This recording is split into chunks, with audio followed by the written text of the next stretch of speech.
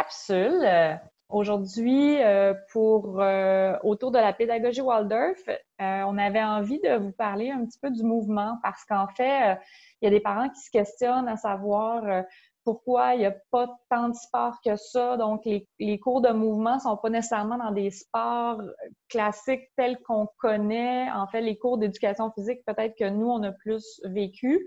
Alors, j'avais envie de, premièrement, saluer Maude Pollack, professeure de première année, et Camille Wilkins, professeure d'anglais, toutes les deux à l'ERSM.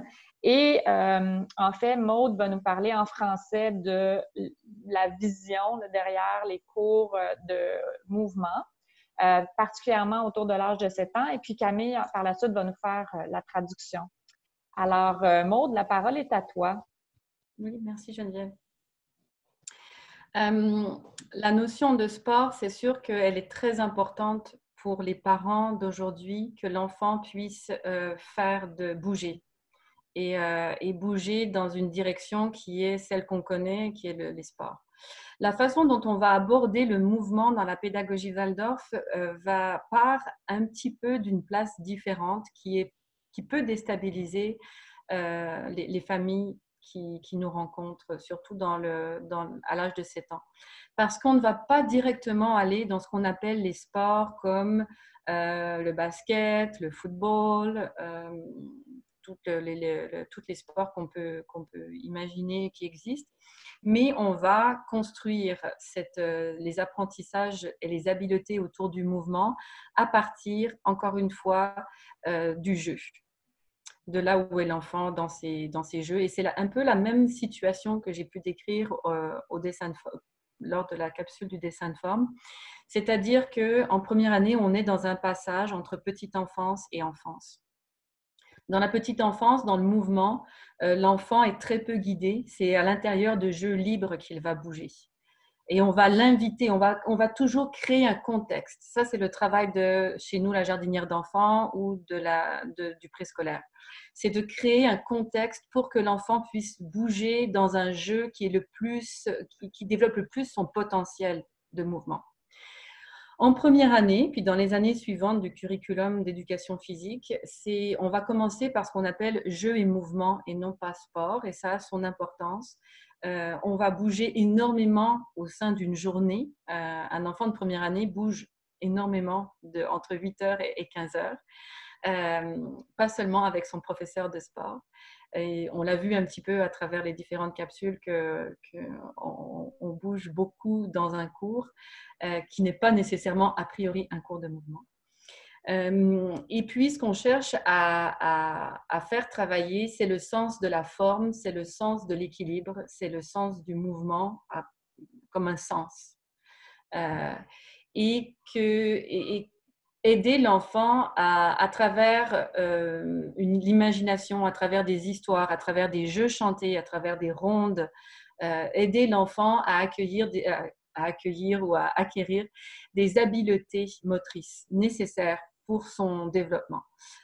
Donc, on va par exemple, en première année, travailler la corde à sauter. Ça peut paraître anodin, mais finalement, il y a peu d'enfants au jour d'aujourd'hui qui savent sauter à la corde à 7 ans. Mm-hmm. Parce que c'est une notion globale.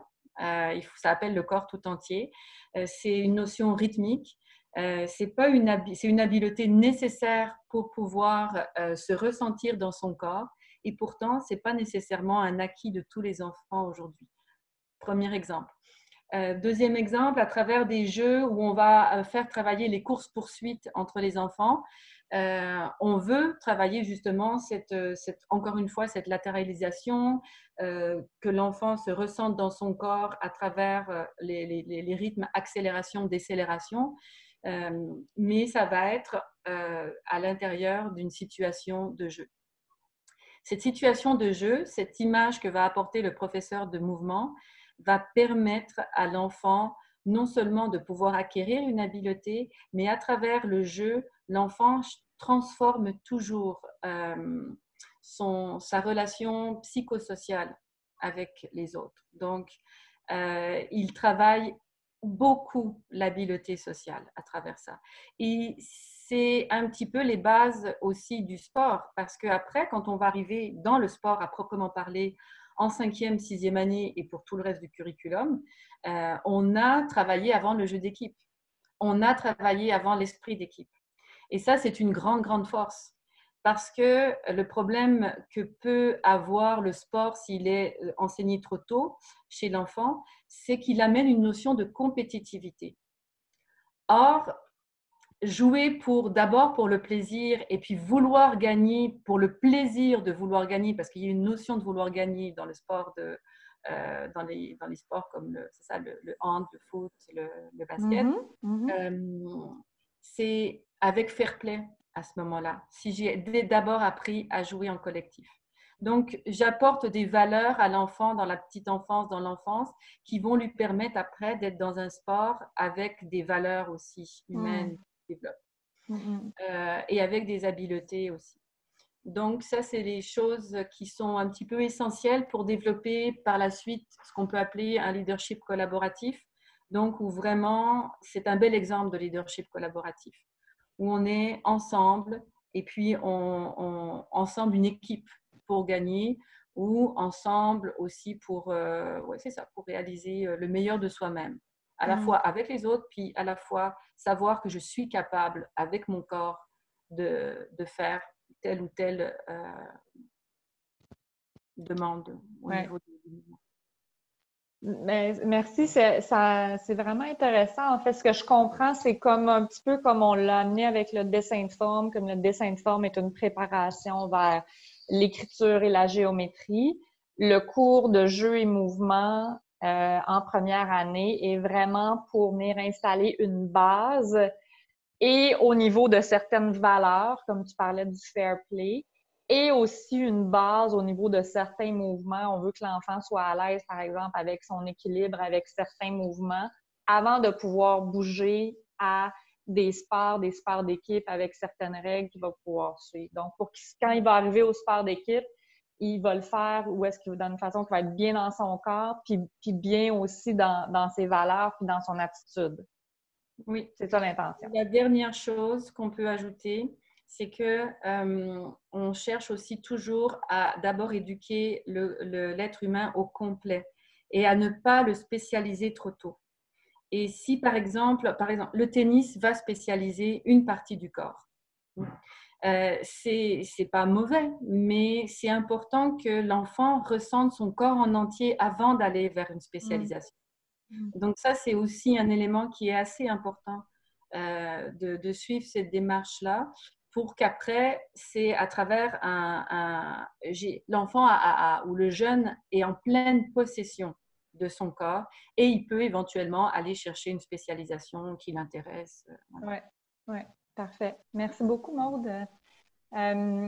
Camille, alors, je peux te demander de traduire tout ça maintenant, s'il te plaît, en anglais? Sure. So we're talking about the question of movement in the Waldorf schools, particularly in the grade 1 class.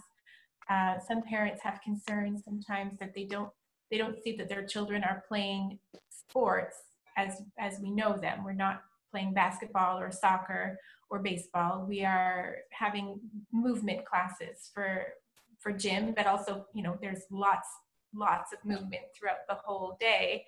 Children at age 7 naturally move a lot all day long.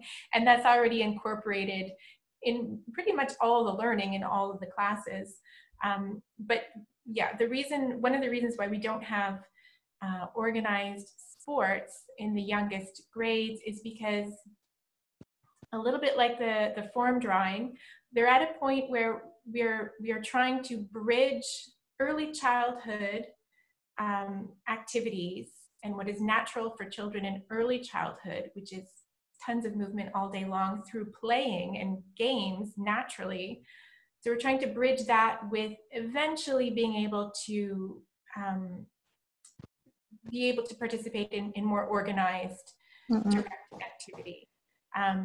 So again, it's meeting the children right where they are. We're meeting them through games and stories. The game will have a story to go with it often, and to get them moving in a way that is going to develop their abilities in their form and their balance and their coordination. through also their social skills. They're not ready yet to be able to handle necessarily competitive sports without first being comfortable in their own body, first of all, and knowing that they can do it. They've learned how to move and effectively and be coordinated and do these things that they need to do through individual skills like jumping rope and doing a parkour. What's a parkour? It's a I'm not sure how to say it. type activities, jumping and these things like this, practicing in an individual way, but also in a team spirit way, in a collective way. It's about the collaborative efforts that they can make together versus the competitive, which is what is brought through sports. We'd rather foster the value of collaboration and collective effort, as well as individual confidence in how they can move their bodies and accomplish what they want to, what they need to, before going towards competitive. Yeah, yeah. Mo was using the word fair play and the principle of wanting to win for the pleasure and for the fun of winning, as opposed to like being competitive, as you mentioned, right? So, yeah. So it's basically preparing. It's like we were talking about, like form drawing in another capsule, which is really like putting the basis and starting from the beginning and slowly like getting to writing and eventually geometry and getting like and more complex. So it's kind of the same thing for like kids in first grade. Instead of going straight into the sports and going into something that's like highly specialized, such as maybe tennis or baseball, we really just start like with like games, movement, with the kids being well in their balance and knowing that they can move their body, and also their attitude, so that slowly but surely we can move into more complex. Yeah, we always start with, Waldorf education is a whole child education, including the whole body. Not specializing too early is important. It's something they can do later on, but being comfortable in lots of different kinds of activities, physical activities, is where we want to start. Yeah, very interesting. Je peux rajouter peut-être, Geneviève, c'est une dernière chose, c'est entre le jeu et mouvement, on peut voir, et puis les sports en tant que tels qu'on les connaît. Il y a un moment où on atteint un passage entre les deux, c'est la 5e année. Et comme tout ce qu'on fait, c'est aussi lié au développement de l'enfant. En 5e année, donc l'enfant a 10 ans, 11 ans, et puis il a une balance au niveau de son corps qui est quasiment parfaite. Il a atteint une croissance qui fait qu'il a un corps qui est très équilibré. Et c'est aussi, ça correspond en histoire, on va enseigner la Grèce antique et on va faire ce qu'on appelle le pentathlon. Alors, on va préparer l'équipe de 5e année de l'école ERSM et puis après, on va aller faire un concours avec d'autres écoles Waldorf dans les États-Unis et Québec. Et donc là, il y a une notion de concours et puis il y a une notion aussi d'habileté du pentathlon. Donc, de développer les habiletés autour du disque, autour du lancer du javelot, autour de la course, autour de la lutte. Et toutes ces habiletés-là sont un petit peu une transition entre ce qu'on peut appeler dans les premières années jeu et mouvement et puis le passage vers les sports tels qu'on a décrit. Il faut voir aussi que tout ça s'harmonise à l'intérieur d'un curriculum qui, pour l'enfant, fait du sens dans toute son année vécue. Merci. Camille, est-ce que tu es à l'aise de traduire ça?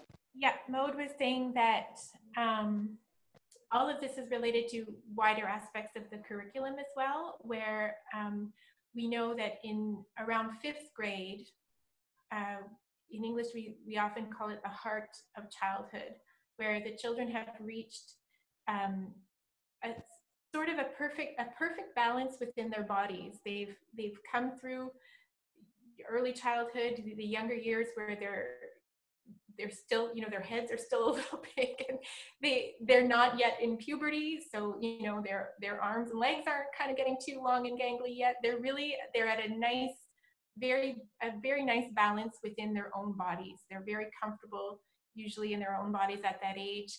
And in the curriculum in 5th grade, they study ancient Greece. And we do, you know, basically a version of the Olympics in 5th grade, where they actually do compete with another school, either in the United States or elsewhere in Quebec or Canada. And that's the first time where there is a competitive aspect brought into it, and they're ready for it. And it's also connected to all the learning that they've done about ancient Greece, and it just has a nice flow to it. They're ready at that point, and it makes sense to them.